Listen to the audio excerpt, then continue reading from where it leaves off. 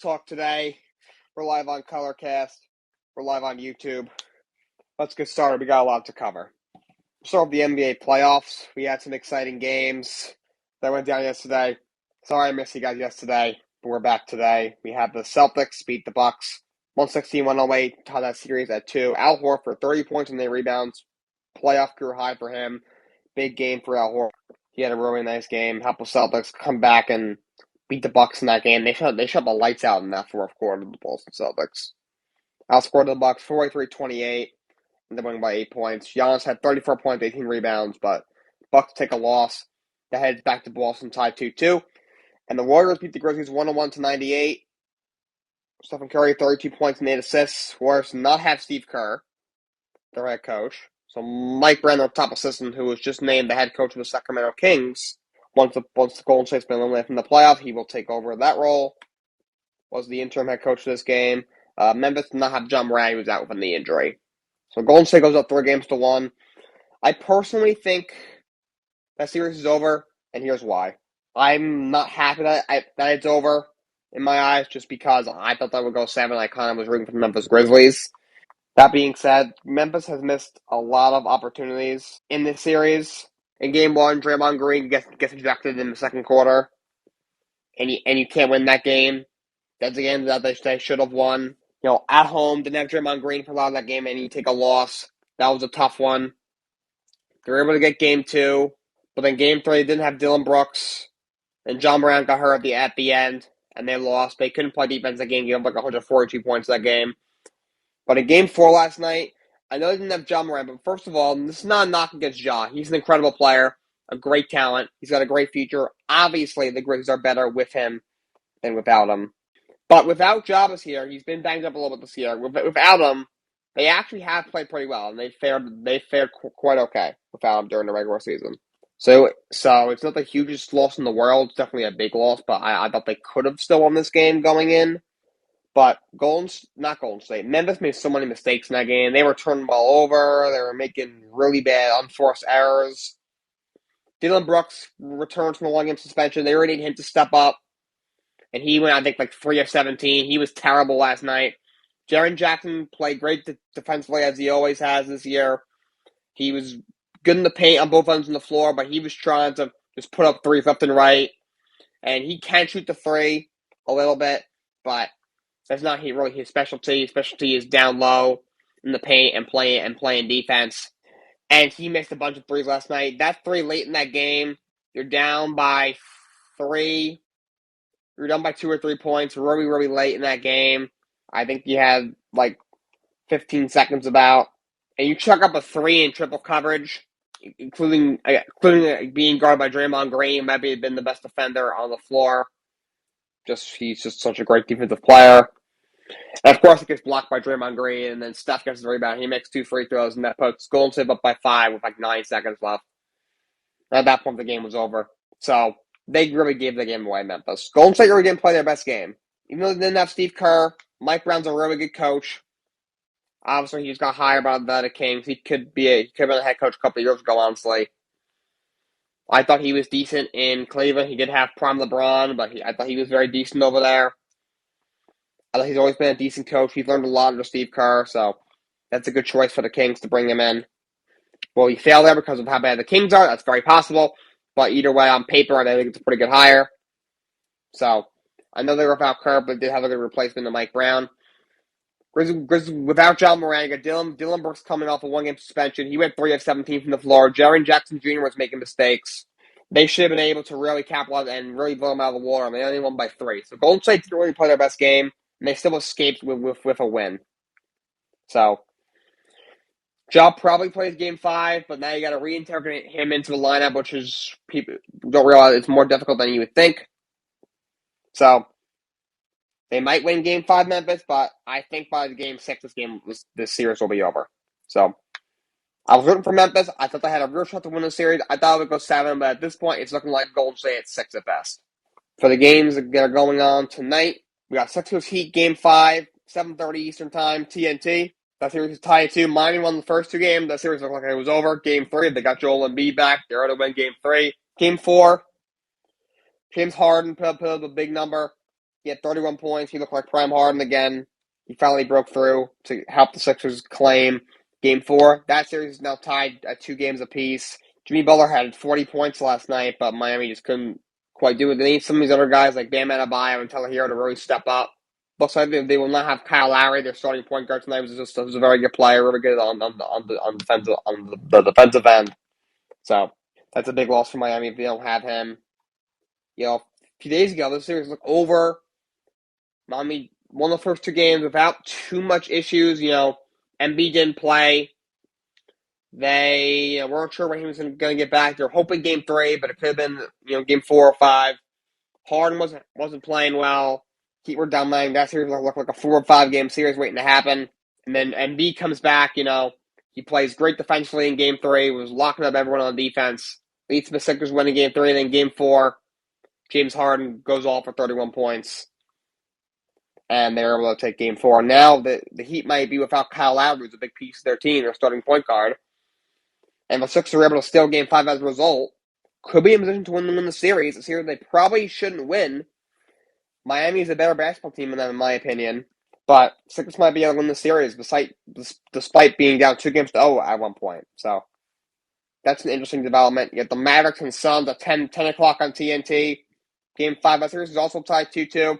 Another series. Suns won the first 2 games pretty easily. Devin Booker couldn't be stopped. Chris Paul couldn't be stopped. Luka clearly didn't have enough around him. Got like Spencer Dinwiddie and Jalen Brunson were not stepping up like they were in the first round. That series looked over. Game 3, Dallas was able to claim the game. They were able to play a lot better defense. They were able to get Game 3. Luka had a big game, and then Game 4, Luka again played well. So they had some other guys step up. They played well defensively. Chris Paul got in foul trouble. He fouled out early in the fourth quarter. He only had like 5 points either way. He didn't play well again. And the Suns end up losing to the Mavericks. And now it's Game 5 tonight, which is a huge game between the Suns and the Mavericks. So that's what we got going on for tonight. By the way, that's a shame what happened between Chris Paul's family and another fan. Just to recap, the fan that got thrown out, I believe, is not the fan who actually did the act.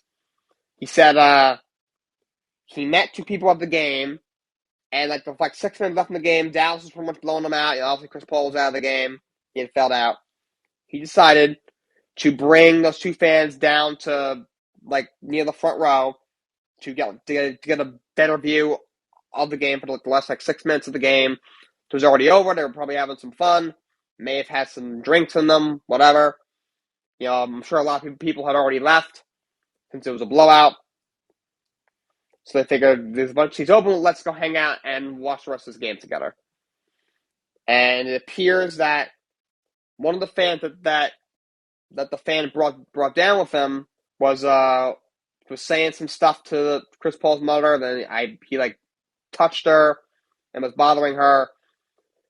And then the fan was actually asked to leave, but because the guy who brought them down was right in the middle of it, he was the one who got all the attention. When who you saw on your television screens, Chris Paul was screaming at him, saying, "I'll see you later." They started screaming at each other. I mean, the guy wasn't really saying much back, but Chris Paul was definitely yelling at him. And he issued an apology on Instagram. That's what it is. It's a very tough situation, very unfortunate. Technically, that guy didn't actually make contact with the mother of Chris Paul, by the way, on Mother's Day, which is even worse. But yeah, he was thrown out of the game. He is banned until 2023, so he's banned for the rest of the playoffs and half of next year as well. Much what happened to the 2 other fans, or at least the one fan that actually did make physical contact with Chris Paul's mother. At least one of those guys was saying some not so nice stuff to Chris Paul's mother. We don't know what. That's what was happening. That is what happened. So that's what the full story is on that. It's very complicated, but very, very unfortunate. Hopefully that never happens again. All right, let's switch gears to the National Hockey League. Playoffs going on right now. First round. Yesterday we got the Panthers come back to beat the Capitals 3-2 in overtime. Sam Reinhart scored with about 2 minutes left in regulation. And Carter Verhage scored the game winner in overtime for Florida. They went 3-2 in overtime. They tied that series at 2. Washington's got them on their heels, though. That's a good series. Penguins with a convincing winning game for 7-2. My Rangers are in deep trouble. They're down 3-1. I know Shesterkin's gotten pulled the last 2 games. He's given up 10 goals the last 2 games, and hasn't played half the game in each of the last 2 games. Patrick is right. Florida's the mighty team that falls. I called it. They might. Washington looks like the better team right now. We'll see. I honestly don't agree with Shesterkin being pulled the last 2 games. Their defense has been egregious. It has been awful. Igor Shesterkin in the triple overtime game win 89 saves in his first career playoff game. 89 saves. That's right. One top always loser in the NHL. That's usually how it goes. A lot of time, the team that wins the President's Trophy doesn't even get to the third or the fourth round. It's crazy. In the first game, I know that it went 5.5 periods, but that's still 13, 14, 15 shots a period, which is not good at all. If that game was only 3 periods, they still would have had close to 40 shots. Game 2, the Penguins had like 35 or 38 shots. Game 3, they had, again, Alexander Georgiev played the last 2 periods. By the last 2 periods, he did not play most of the last 5 minutes because they pulled him to try to get the man advantage when they were losing. Like, most of the last 2 periods, he still faced 20 shots. So, again, they had another 37, 38 shots on goal, probably. And last night, they had 41 shots on goal. So, I don't know what they're averaging per game. Obviously, it's going to be inflated because one game went to triple overtime. They had 93 shots that day. But even if you take away the 2.5 overtimes, I guess, they're still going to be averaging 35, 37, 38 shots a game. Igor Shesterkin made 115 saves in the first 2 games. It was only a matter of time, unless the Rangers played better in front of them, it's only a matter of time before the Penguins are going to start scoring 4 or 5 goals a game against them. Not to take anything away from the Penguins, they're an excellent hockey team. Just because they're 7th in the East, this year the East is stacked. They still had like 103 points. In other years, that could have been top 5, and they were only ranked 7th. A very good hockey team. Crosby, I'm not a fan, but he's a great player, future Hall of Famer. Still one of the league's premier players. Again, Malkin's past his prime, but he can still play. Jake Gunsel's a beast. Brian Russell's a good player. Letang can still play. They're a very good hockey team. Penguins have been better than the series. They've had their third string goalie in for all of Game 2, all of Game 3, all of Game 4, and for 17 minutes in the last overtime and a half in Game 1. And the Rangers have not been able to win more than the one game that they won. Rangers have missed a lot of opportunities, facing a third string goalie for the most of the series and not being able to win at least 2 or 3 of those games. But the Rangers defense has been egregious. They need to step up. I know Ryan Lindgren's hurt. He's probably their best defensive defenseman. That's a big loss, but they got to be better defensively. They got Adam Fox, who was the best D-man in the league last year. He's probably top 5 again this year. Trouba's a really good player. Kendra Miller's a budding star. You got, Justin Braun's a gritty veteran with playoff experience that they got. They have to be better. Lindgren's a big loss. It's a bigger loss than you would think. Also, Barclay Goodrow are out, so they got a couple of guys out. But still, they're a better hockey team than the Pittsburgh Penguins, and you can't give up 35 to 45 shots that they're getting up every single game.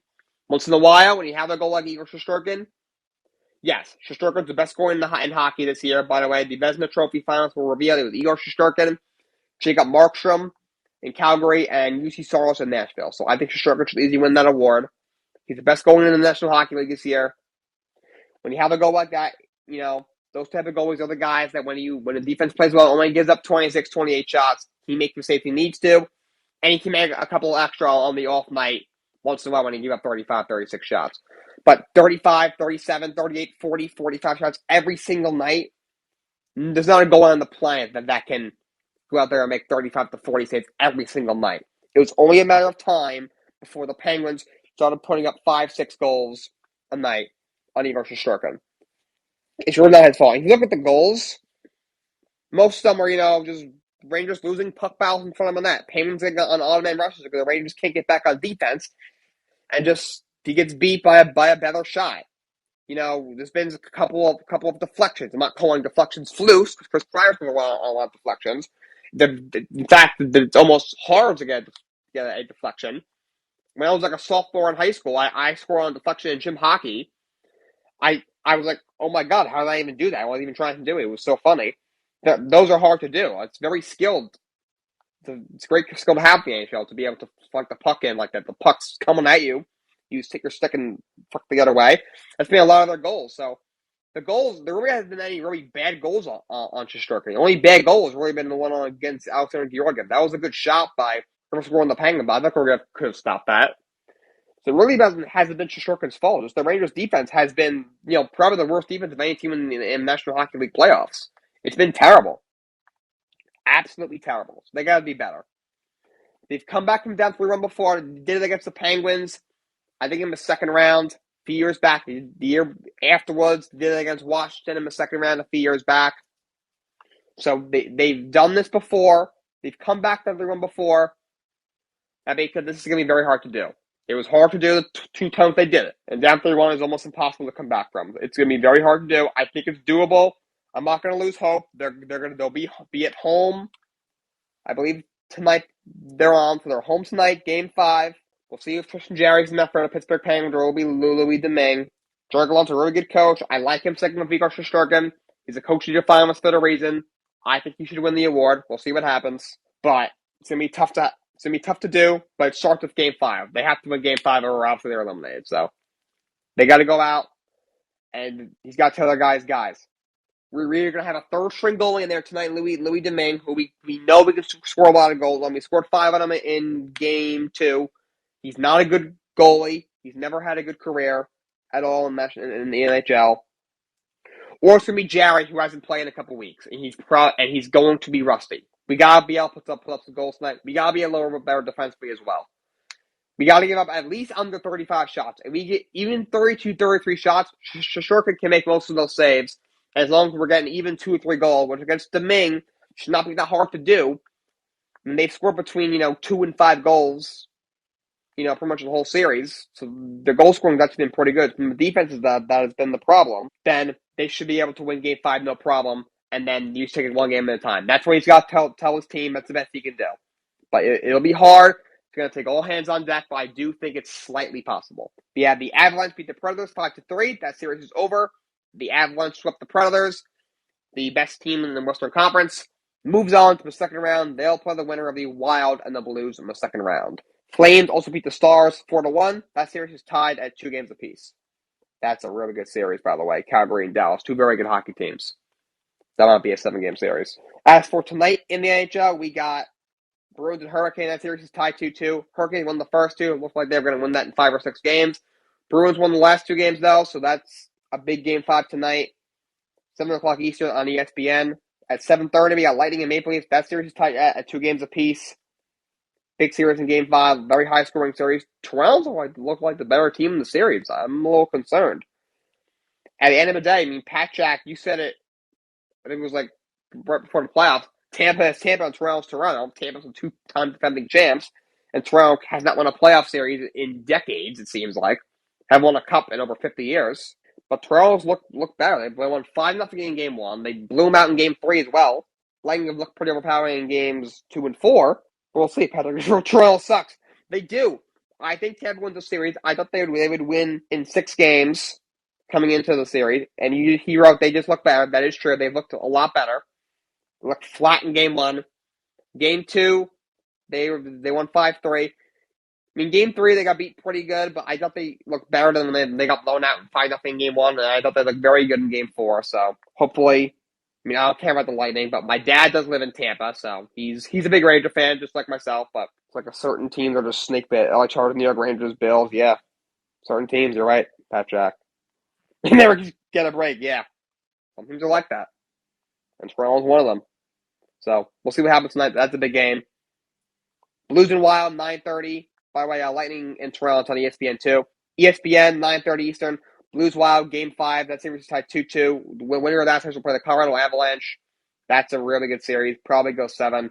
2 top 4 teams in the West. At 10 o'clock on ESPN2, Kings and Oilers, Game 5.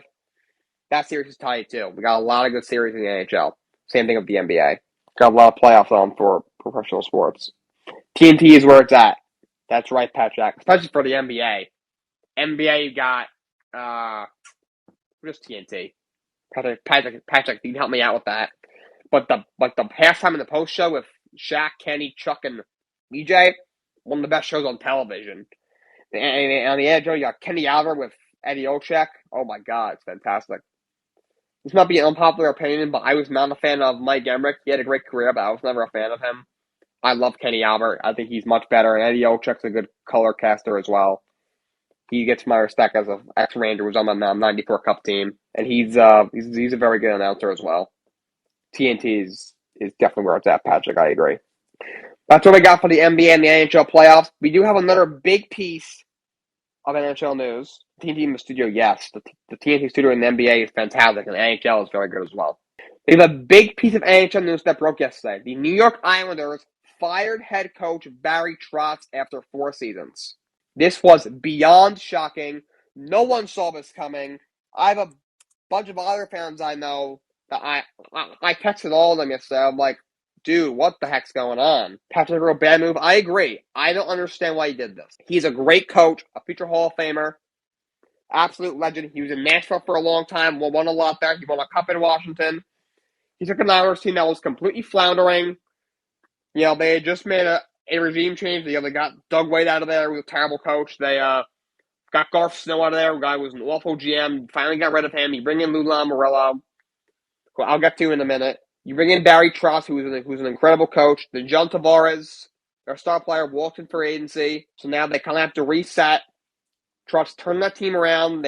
Took them to the playoffs, I think 3 years in a row. They were in the Eastern Conference Finals each of the last 2 years. Tough start this year. They had to play 13 short games in a row because their stadium was still being built. No, I retrained coaching wonder why that suck. That check is wrong. That's so true. They're not going to find a better coach than Trotz, that's for sure. Their first 13 games were all on the road. A lot of traveling. It's very tiring. And then they had a lot of COVID issues. The entire league had COVID issues. I'm tired of these Islander fans saying, oh, we had a road trip to start the year, and we had COVID issues. Everyone had COVID issues. The league was shut down for 3 weeks for crying out loud. Meanwhile, the NBA, but the league was shut down for like a week at least because of COVID at one point. But they had it before anybody else. They had a lot of COVID issues. So the first half of the season was really, really tough for them. In the second half, they played better to make the playoffs. I mean, they finished very, very, very poorly. They finished a lot out of the playoffs, and based on the amount of points they have, they probably would not have made the playoffs in even another year. But the East was stacked this year. The 8th seed was the Washington Capitals, and the Washington Capitals had 100 points even. A lot of times that's top 5 or 6 in the conference. That put them 8th. I mean, not 84 points, which isn't that good. Probably won't get you anywhere in any year. Well, the Winnipeg Jets a few years ago had 81 was the 8th seed in the West, so you never know. Still finished 9th in the East despite all that. And you fire him. He was not the problem. He really wasn't. And it might be me being a Rangers fan absolutely hating the Islanders. I thought they overachieved the last 2 years. First of all, their runs were a little bit of a Cinderella run. I'm not saying they were fluke runs. They played very well in the playoffs. They deserved to be in the Eastern Conference Finals. But they were not expected to be. They were kind of lower level seeds in the playoffs, and they were not expected to go that far. I think a lot of it was because of Trotz and just how good of a coach he is. Not that he carried them, but he kind of did carry them a little bit. He's done a great job there. It was not his fault, this team. The Islanders are one of the oldest teams in the league. Their team is ancient. Absolutely ancient. Maybe they thought because Trotz loves his veterans, similar to what Lou Lamoriello, the GM, is a fan of. That's probably why they got along. Maybe they thought, you know what? Although it's not fair to make him a scapegoat, maybe this team is not for him. They have a lot of good young players. Obviously, they got Matt Barzal. I'm looking at the roster right now. They got Kiefer Bellows, a really talented young player. Anthony Beauvillier is a guy who kind of floundered this year, but he's got some talent. You got Oliver Wahlstrom's a really good young player. On defense, you got Noah Dobbins, a really good young player. So they have a lot of good young players. Sorokin, their young goalie, very, very good player. They got some prospects in AHL who should be coming up soon. So there's a lot of good young players on this team that just don't see the ice under Trotz. Maybe they thought, we need to let the young kids play, and that will never work under Barry Trotz. So maybe he's not the best fit for this team anymore. So let's move on and go and get someone who will play the young guys. Maybe they think that, but I'm sure if the Islanders sat down with Barry Trotz and they said, Barry, we're doing this because we think it's the best thing for the New York Islanders, and we value you as a coach, and we want you to do this. I think he would understand. Barry Trotz has been around the NHL for a long time. He was in Nashville, 11, 13 years? Been at least 4 more in Washington, was with the Islanders for 4 years. So he's been a coach in the NHL for like 20 years. He's been around the block. He knows how this crap works. It's not his first day. The shoes might look new, but this ain't his first rodeo. He's a great coach. He knows how this crap works. He's been around the block. You couldn't sit and have that conversation with him. You just point the finger at him, and it's so obvious that it's not his fault. It's beyond obvious. Like, it's blatant. This is why the Islanders have not won a Stanley Cup since they won their 4th in a row in, 1983 and 1984? This is why they have been a terrible organization for the better part of the last 30 years, almost 40. Because they make stupid moves like this. You let this stupid guy, John Spanos, buy the team. The guy say, oh yeah, I'm a billionaire, I can buy the team. Meanwhile, he didn't have half the money even pay for the team. Now that blew up on their face. You had Mike Milbury, but I was a complete D-bag. As for GM, he's making bad move after bad move. Probably the worst GM in the history of the NHL. He traded Chara when he was still like a rookie. So many dumb trades. Gave DiPietro that big contract. Paid him for at this point, they might still be paying him. He hasn't played in like 10 years. They paid Alexei Yashin, whatever his name was. They just finished paying him. He hasn't played in decades, it seems like. And then you bring in Garth Snow, who was awful. He was there like 8 years. I don't know how he lasted so long. He was terrible. Absolutely terrible. You bring in Jack Capuano, who just looked depressed 24/7. Like, they could be on this long win streak. He just looks depressed as heck. Like, dude, smile for once. I thought was very snotty. We fire him. You bring in Doug Waite, who was terrible. And then you bring in Lou Lamoriello, who I have an unpopular opinion. I know he was in Toronto. He was with the Devils, won some cups in New Jersey. But he's extremely overrated. Yes, he won some cups with the Devils, but he left that team in shambles. They have not done a damn thing since he left. They went to the one Stanley Cup final, like 2015, whatever the heck it was. Besides that 1 year, they have not done jack crap. He was with Toronto for a while. Since Toronto left, Toronto have not, I don't think they've even won a playoff series. They didn't win one with him, probably, but they have not won one without him either. They left them in shambles. And now he's doing the same thing. He had a great coach in Barry Trotz, who got them to the conference finals twice in a row. After one down year, with a really tough circumstances, he just decides to point the finger at him so he doesn't get blamed. Because this is clearly his fault for bringing in all these old guys. Look at some of the guys they have in this team. Kyle Palmieri is like 1,000. Right, he's not that old. He's 31, but you have Zach Parise, who's ancient. Matt Martin's not that good. He's pretty old. Cal Clutterbuck's on the wrong side of 30. On defense, you got Chara, who's like a zillion years old. Sayan Varlamov is past his prime. Not as good as Ilya Sorokin. Meanwhile, they're still getting like half the time each. Why? He's giving up these long-term extensions for no reason. He gave out a huge, come to 7-year deal to Jean-Gabriel Pageau for 1 great year. Brock Nelson was deserved. Obviously, Matt Barzell was as well. But he gave out like a 7-year deal to Josh Bailey, who had 1 great year. Who else is on this team? He got 5 years of Scott Mayfield, who's not a bad player, but at the time the guy was not proven, and I don't think he deserved it. Andy Green's like 70,000 years old, who's on this team. They have so many ancient guys. They need to get some more youth from this team, the Islanders. And they have some young guys. I just named a bunch. Noah Dobson, Kiefer Bellows over Wallstrom. The list goes on. Sebastian Aho, not the one in Carolina. This is a different one. He's got some potential. He's only 26 years old. Like, what has Lou done to help this team? Really nothing. It's been all Barry and the players. If anything, Lou should get fired. In a couple of years, Lou's gonna, he's like he said, Pat Jack, he'll bring in some has-been. He'll hire, I don't know who the heck he's gonna hire. He'll bring in some, some mediocre recycled head coach. He'll be there for 3 years, won't be any good. They'll miss the playoffs every year. And then the owner will be like, crap, this isn't working. He'll fire both of them, and they'll still have all these old guys on the team and all these big contracts, and he'll leave the Islanders in a pile of garbage, just like he does everywhere he's been. So to New York Islanders fans, you guys are screwed. Congratulations. Terrible, terrible move. Barry Trotz should have a job by next week at the latest. He's a great coach, and we got Detroit just fired Jeff Blashill. they need a new coach. Winnipeg's coach Paul Maurice stepped down earlier in the year. You had Vancouver has not made a move on whether to make Bruce Boudreau the full-time coach yet. You never know. The New Jersey Devils is GM. He has some rapport with Lindy Ruff.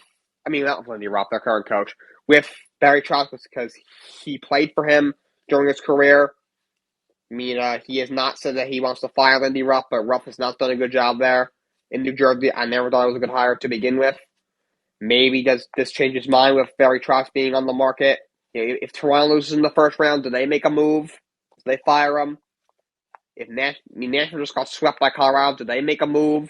Obviously, he used to coach there, so he has some connection there. We'll see. But he should have a job by next week. He's a fantastic coach. Terrible move by the Islanders. They should be ashamed of themselves. Let's go over some MLB. Let's shift to MLB. Let's go over the scores from yesterday. Yesterday we had the Orioles over the Royals 6-1. Yankees over the Texas Rangers 1-0. Mr. Cortez takes a no-hitter into the 8th inning. Pirates over the Dodgers 5-1. Pirates with their first win over the Dodgers since 2018. They have lost 16 in a row. The Pirates are so bad. Reds get a rare win. They beat the Brewers 10-5. Athletics over the Tigers 2-0. Guardians over the White Sox 12-9. Angels over the Rays 11-3. Diamondbacks over the Marlins 4-3. Phillies over the Mariners 9-0. Cubs over the Padres 6-0. And the Rockies over the Giants over the Rockies 8-5. As for today, we have the Tigers leading the Athletics 6-0 in the bottom of the ninth. That game should be over momentarily. Other games on today, we got at 4:40, Athletics and Tigers 6:35. Dodgers and Pirates 6:40. Brewers and Reds 7-5. We got Blue Jays Yankees. We got Mets Nationals. At 7:20, we got the Red Sox and the Braves. At 7:40, Astros and the Twins. 7:45, Orioles and Cardinals. 8:05, Royals and Rangers. 8:10, Guardians and White Sox. 9:38, Rays and Angels. 9:40, Phillies and Mariners, as well as Marlins and Diamondbacks, Cubs and Padres. And 9:45, Rockies and Giants. That's what we go on for baseball. Let's take a peek at the standings. Obviously, still very early on in the year. But right now, the Twins look good. They're 18-11, leading the American League Central. White Sox only 500. They got some injuries. Those Tigers are 8-20. Worst team in the American League. Their manager, Adrian Hinge, admitted that they are very frustrated. They've lost 12 of the last 14. They're having a tough time. New York Yankees, 20-8. Best team in the Major Leagues. Wow. They're off to a hot start, the Yankees. Rays look good. Toronto's playing well. Boston Red Sox, 10-19. They're really struggling. Los Angeles Angels are 20-11. Second best team in the American League. They look really good. They're in first place right now. Seattle's struggling, 13-17. I think they finally get to the playoffs here. We'll see what happens. Not a great 30-game start for them. In the National League, Brewers look great, 19-11. Cardinals playing well at 16-12. Those Reds, my goodness, 6-23. That's bad. My Mets look great, 20-10. Best team in the National League. Or I'm not sure if the Dodgers can be ahead of them at 19-8, but they're looking great right now. Head and shoulders in the National League East, 6-game lead right now.